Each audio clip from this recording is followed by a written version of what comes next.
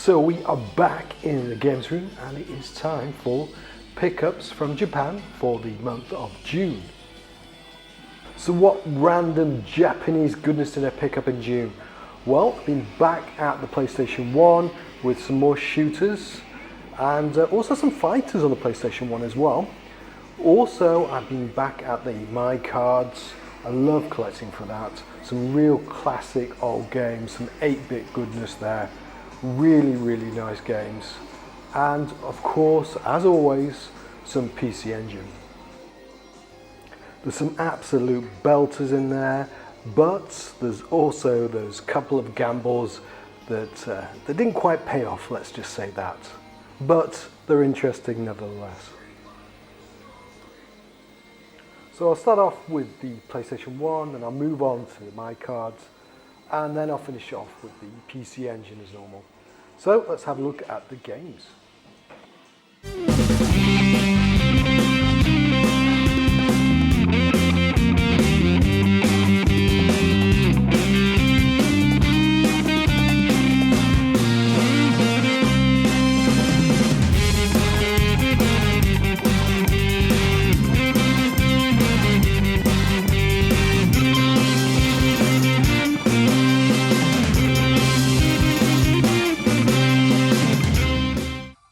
So let's kick off with a shooter. This one's actually not an exclusive to Japan, it came out most regions. It is Namco's Xevious 3D.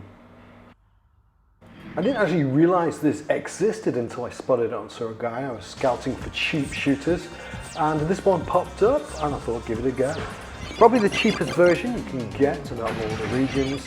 And it's got all the classics in there, all the old versions of the game, but you're not buying it for that, you're buying it for the new improved 3D version of the game. I have to say, at first I really hated this game. The first level is just a 3D rendition of the original first level, and it's just hideous and boring, everything you hate about these early 3D games. But luckily, in the later levels, things do pick up and the game just come into its own. So especially when you pick up the sort of laser targeting weapon, it becomes a hell of a lot more fun. And the backgrounds as well become a lot more interesting, a lot more varied. The graphics generally improve from that horrible, bland, blocky, grainy, disgusting first level. The music's fairly decent too, it's exactly what you expect from a late 90s PlayStation 1 shooter. So if you like your sort of techno music, I'm sure you enjoyed that. And the game in the whole is pretty good fun. It's not too difficult, it's of course a good challenge later on, especially when you narrow up the environments. But they do give you plenty of credits and you can just plow through the game and enjoy it. Definitely worth picking up, especially for the price of it. Next up is a Japanese exclusive. It is Mcross Digital Mission VFX. Again, I didn't know too much about this one. I was looking for cheap shooters and this one hit the criteria for that. So I thought I'd give it a go. First impression, well, you know, graphically it's fairly decent. It's got some nice cutscenes as always with these type of games. But it is a little bit barren, some of the missions. Don't know if that will pick up in the later levels. And also the controls as well, a little bit difficult to get used to. So not really recommended for everybody. But if you're a Mcross fan and you're into your mechas, then you'll probably like this one. Definitely this game is for you, especially with the price it goes for. It's a very cheap game. Next up is another Japanese exclusive and another complete gamble. It is SD Gundam over Galaxian. Originally I thought this was going to be some sort of super deformed Gundam fighting or platformer, but I should have taken the time to not just look at the cover, but actually read the title. And yes, it is a Galaxian clone. It does start off a little bit slow and a little bit easy, but things do pick up and it becomes a lot of fun. I have to admit, I really do enjoy this one. I like Galaxian anyway, so this added Gundam thing really works for me. So I've got to say I do recommend this, and again it's a very cheap game, so it's definitely worth picking up and giving this one a go. Another Japanese exclusive and yet another gamble is Real Robot Final Attack. This is your classic Gundam virtual on mech 3D arena fighter. Graphically, it is superb. I really do like the visuals on this one. And it's extremely fast as well. The gameplay is very smooth, very impressive. But the controls are a complete nightmare. Mind you, a lot of these mech fighters, it's the same. You have to get used to it. But especially this one, especially since the CPU is absolutely brutal. If you like your mech fighters, this is definitely a game you should look at. Next is the absolute belter and one I've been dying to get, so happy to finally get my hands on Geppy X. This is not just a shooter, it is an experience. It is a love letter to the 70s or 80s Japanese anime cartoons. What a game. Let's get the gameplay out the way first. If you're looking for the best shooter on the system, this is definitely not the game for you. Don't waste your money. This is an average to good shooter at best. Let's face it, you've got a giant mech and with a giant hitbox and you're fighting huge enemies. So there's not much space to go and there's a lot of bullets, a lot of missiles. You'll get hit a lot, which can be a little bit frustrating at times and definitely disappointing if all you're looking for is a pure shooter. But that's not what this game is all about. This is all about the nostalgic experience, going back in time when you were a kid. Everything is there. You've got the cheesy intros, the music, the cutscenes, even the dodgy advertisements in between as well. You're playing a game that you'd only dreamt of as a kid, being part of the cartoon, the anime. It's absolutely fantastic experience. If these animes were part of your childhood like they were for me, then this is the game for you. You've got to try it out. Another Japanese exclusive, it is Spriggan Lunaverse. Yes, again, I knew nothing about this one. It had me at Spriggan and then it also got me when it was from Software. I wanted to check it out. It's a very, very cheap game and yeah, it definitely got my curiosity.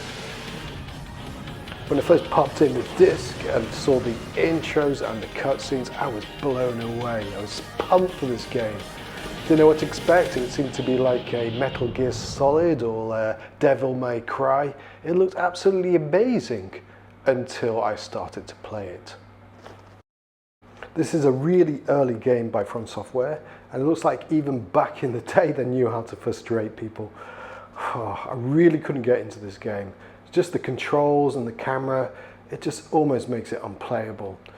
If you can't get past the training exercises at the beginning of the game, then you know you're into trouble.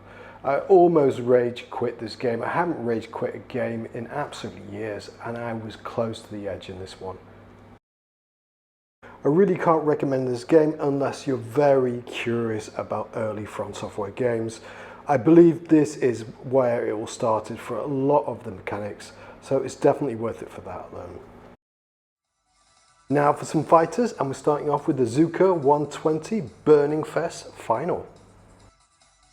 After playing the PC Engine version, I was desperate to try the latest in the series that came out on the PlayStation 1. And this time around, it wasn't done by Filling Cafe, it was done by FamilySoft, which actually bought out Filling Cafe. This is vastly superior to the PC Engine version, as you can imagine. It's really fast, you've got a lot more moves, there's a lot more to the game. Graphically is absolutely gorgeous and it's a great entry into the series and a really good fighter, really enjoyable. If you don't know, it's one of these girl-on-girl fighters, but it's not pervy, don't worry. Next we have got some SNK Gold with Real Belt Fatal Fury Special, Dominated Mind. This is a exclusive to Japan and exclusive to the PS1 as well. It's a remake of the Fatal Fury Special, but you have got extra cutscenes. You've changed up the gameplay a little bit as well, so you don't have the planes anymore. And you have got extra characters as well. You've got Alfred in there, and you've got an extra boss in the white character. I really love the Fatal Fury series, and Mark of the Wolves is probably my favourite fighter of all time, and this game is right up there with the best of them. It really is a fantastic port, extremely playable and absolutely gorgeous graphics. If you're into your SNK fighters in Neo Geo, then this is an absolute must. It's an absolutely fantastic game. And I just only heard about this one recently, so I was really surprised about this one. Not too expensive, more expensive than the cheaper games that I've shown, but definitely worth its money. Can't recommend it enough. It is really a fantastic game. Definitely look out for this one. Okay, now it's time for a little bit of Sega, an 8-bit Sega too. And it is the Ninja Princess, or the Ninja. This was an early arcade game by Sega, originally called the Ninja Princess, but then they changed it to Ninja, and later on they redid the game, they reskinned it and redid the graphics for the Sega Master System and changed the character to a male, and it was the Ninja. Much to say about this one really. It's a very early, very simple shooter. One button will shoot up and the other one will shoot in the direction you're facing. Once you get used to the controls, it's actually a lot of fun, and the enemies will come at you thick and fast. It kind of reminds me of a very early Kiki Kai Kai, which is not a bad thing at all. Next is a Konami classic on the SG1000 carts. It is Mickey. For some reason I never got to play this one back in the day. I never saw it in the arcades and no one had it on the American systems. I always saw it advertised, but I never played it on the Commodore 64 or anything like that. So it was cool to finally get to play this game, and yeah, it's a little bit different. Very simple gameplay. You've got to shove people off their desks, collect the ladies' hearts and beat the teacher. And then the idea is you've got to find your lady friend in one of these doors. I had never managed to complete it. Next is one of the all-time greats. It is Wonderboy. Everybody loves Wonderboy. It's on every system, especially in America's back in the day. And this is a very primitive, early version of the game. Of course, this would get redone and come out on the Master System, but this is the SG1000 version. As you can see, very primitive indeed.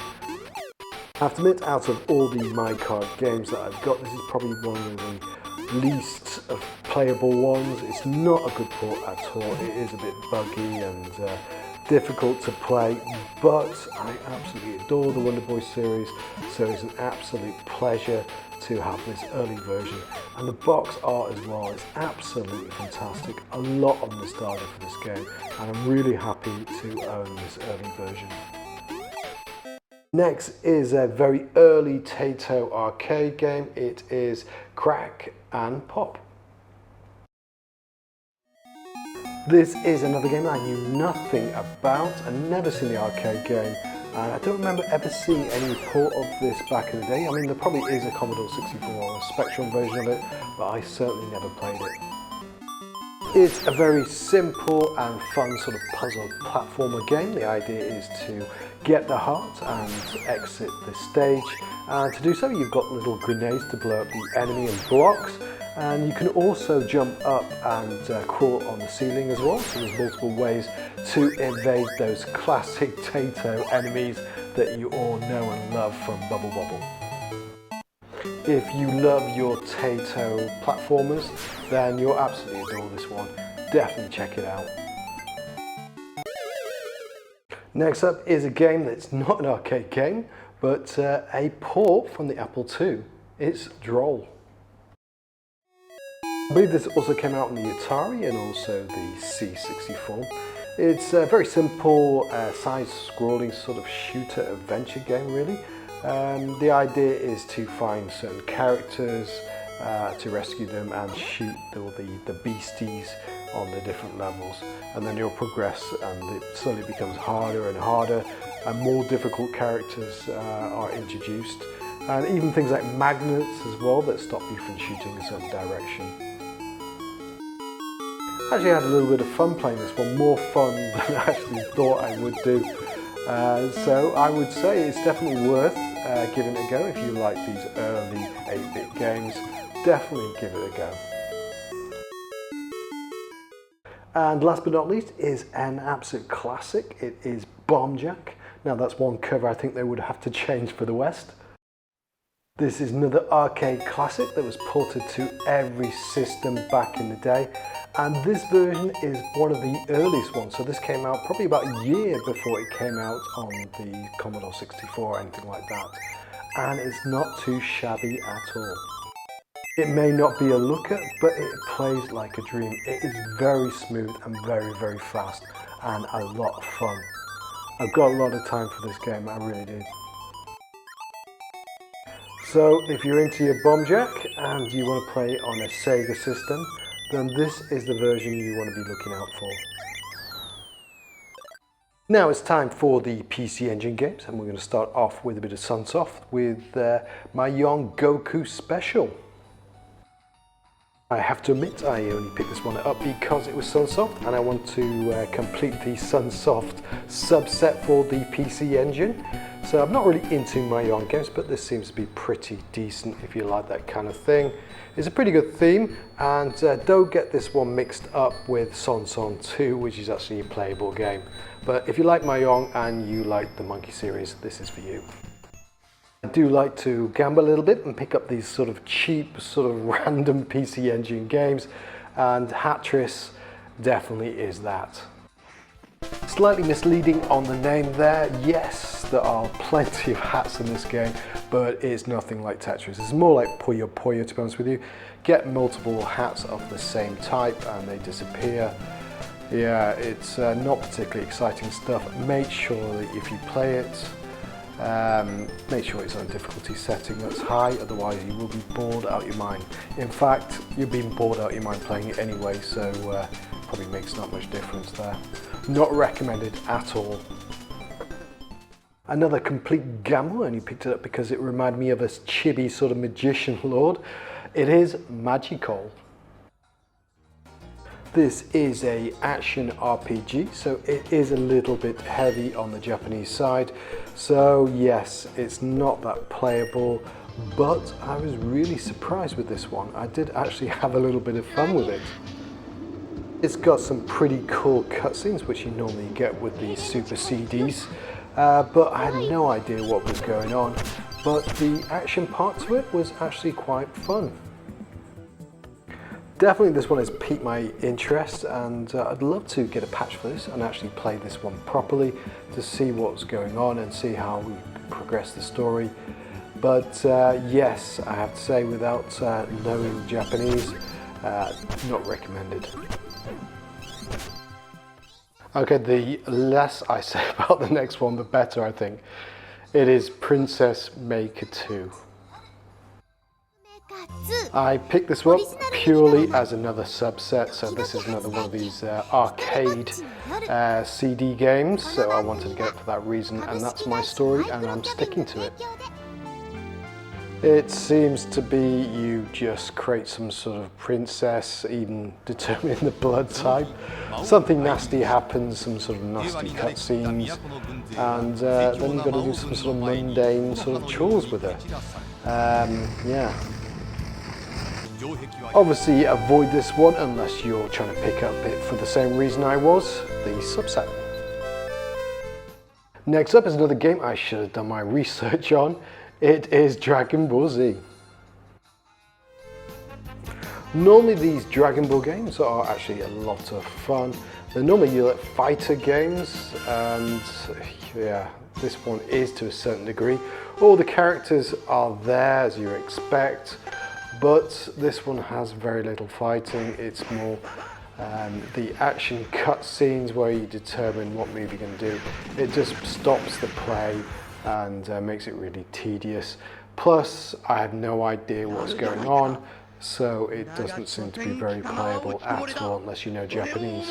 So this was a really big disappointment for me. I was expecting a little bit more from this one. But at least I can warn you off and tell you guys to avoid this one unless you know Japanese. Next up is Yuu Hakisho.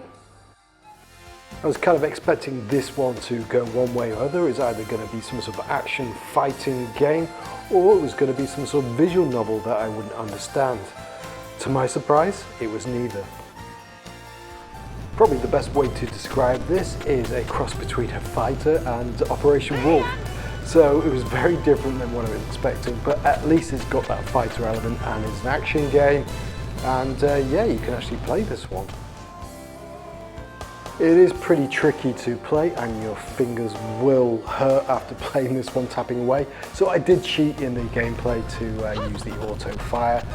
There's two types of shots. You've got the normal shot, then you can hold down for a higher powered shot, and you've also got the sort of super bomb move as well. It's okay, it's worth a try, but not a fantastic game. Now for something completely different. It's Ansan. To see this game is to believe this game. It is so different than any other brawler out there.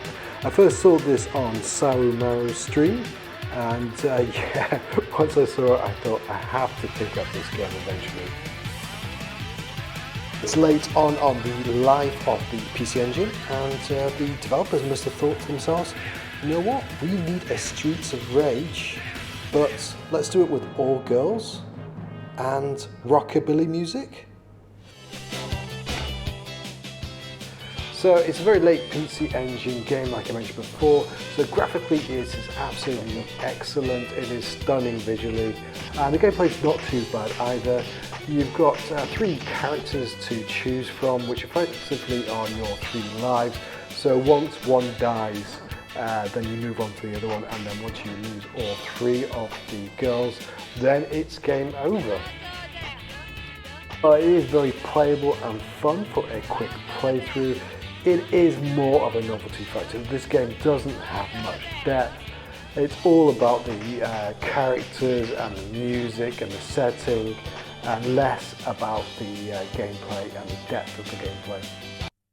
It made it a little bit difficult for the wrong reasons. While it's easy to actually beat up the other characters and the bosses, but a couple of hits and you'll die. So it just feels a little bit unbalanced there.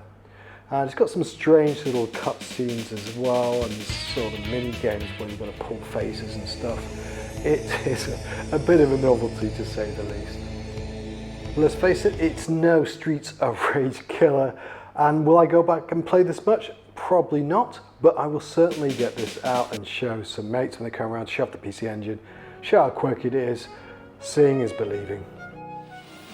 So that is all the pickups, and I hope you found something interesting in there, maybe something to avoid, something maybe to pick up. But I will thank you for watching, and I will see you later.